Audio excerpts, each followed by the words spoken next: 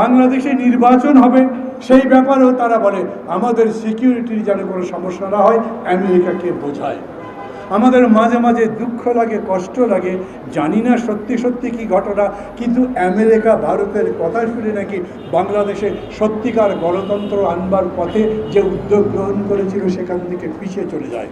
তার মানে স্পষ্টত তথাকথিত সিকিউরিটির নামে তারা বাংলাদেশের জনগণের ভোটাধিকার কেড়ে নেয়, বাংলাদেশের জনগণের মৌলিক অধিকার কেড়ে নেয়, বাংলাদেশে গণতন্ত্র বিকশিত হতে দেয় না। তিস্তা প্রকল্পে চীন যাতে না আসতে পারে সেই জন্য তারা বিরোধিতা করছে। কেন? তাদের কথা হচ্ছে তিস্তা থেকে চিকেন নেক এত কাছে, চীন যদি এখানে একটা স্থাপনা রাখে সেই জায়গায় তারা সামরিক বাহিনীর লোকজন, সরঞ্জাম ইত্যাদি আনতে পারবে, গোয়েন্দাদের আনতে পারবে, আমাদের সিকিউরিটির প্রবলেম হবে।